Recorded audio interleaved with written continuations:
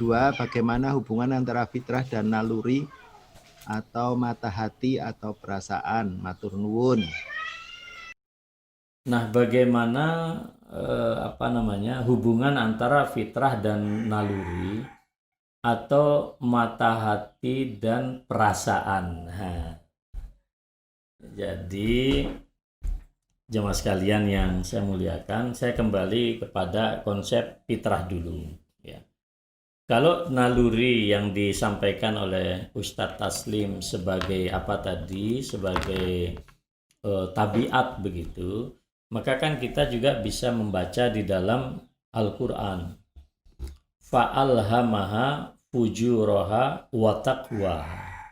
Allah memang juga di samping memberikan kebaikan-kebaikan, kebenaran, tapi potensi dasar manusia itu juga sifatnya instinktif, ya, diilhami oleh Allah fujur. Fujur ini adalah kedurjanaan, keburukan-keburukan. Jadi memang manusia, mengapa kita menjadi makhluk yang jika kita sampai pada derajat kemuliaan, sebagian ulama mengatakan kita lebih bagus dari malaikat. Karena malaikat memang ciptaannya hanya satu unsur, yaitu kebaikan. Tapi manusia, dia di antara tarik-menarik antara kutub fujur dengan kutub takwa. Tapi kan Allah memberikan tip kepada kita pada ayat berikutnya. Qad aflaha man zakkaha wa qad khaba man dassaha.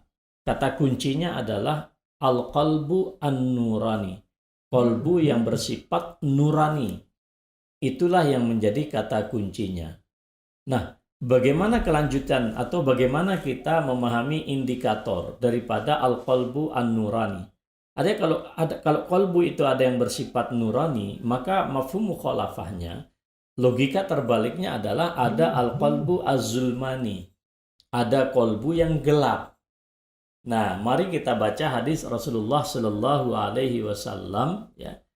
Di dalam hadis beliau yang sahih, beliau menyatakan bahwa manusia itu selalu diberikan ujian, ya. Lupa nanti matanya saya sampaikan, ya. Ya, ujian yang datang kepada kita ini baru saya ingat. Tu'radul fitanu 'alal qulub. Jadi fitnah yang ditampakkan kepada kita ternyata bukan kepada akal kita, Pak, tapi kepada kolbu kita. Fitnah ini ditampakkan kal hasiri, udan, seperti rajutan tikar.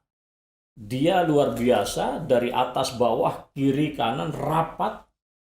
Panjenengan bisa lihat itu kain, sehelai kain, itu kan kelihatannya nutup. Tapi kalau diuraikan, itu kan rajutan-rajutan benang, Pak. Mungkin ada ratusan ribu benang di situ. Kalau dilihat itu tampaknya satu helai kain, padahal itu ada rajutan. Nah, fitnah itu datang kepada kita sedemikian rupa, Pak. Terrajut dengan sangat sistematis, terstruktur luar biasa. Nah, kata Rasulullah SAW, kalau ada kolbu yang larut di dalam fitnah itu, ya, maka nanti kolbu itu akan berubah menjadi hitam kelam seperti panci yang terbalik, Pak. Sudah panci bekas masak air itu hitam, berkerak, ya. Berkerak hitam, terbalik pula. Nah, itu kan luar biasa itu ilustrasi Rasulullah itu. Membersihkannya itu berat, ya. Nah, hati yang seperti ini lalu nanti tidak lagi bisa la ya'rifu ma'rufan wa la yunkiru munkaran. Jadi dia tidak bisa membedakan mana yang ma'ruf, mana yang mungkar. Jadi dia mengalami kerusakan di dalam perspektif hidupnya.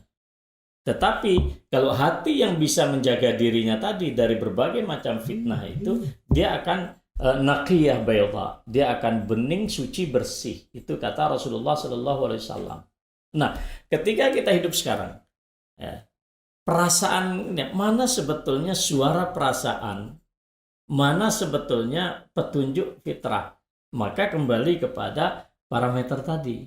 Kalau sesuai dengan ajaran Rasulullah SAW, maka tentu itulah bisikan fitrah.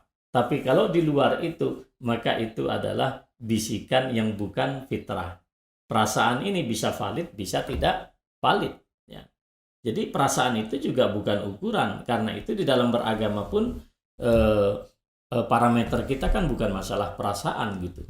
Kita tidak bisa kemudian perasaan saya kena subuh itu kok 2 rakaat ya eman-eman gitu loh. Subuh ini sholat pertama seger, belum ada kegiatan, ya mestinya 5 rakaat, enggak bisa Pak. Meskipun perasaan kita atau akal kita mengatakan demikian. Nah, oleh karena itu kajian seperti ini harus juga dikaitkan dengan kajian-kajian yang lain.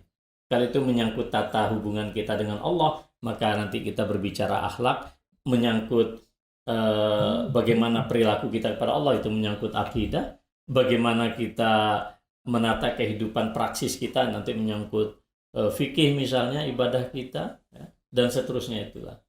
Nah, jadi bisa kita membedakan seperti pertanyaan kita, mana mata hati atau perasaan.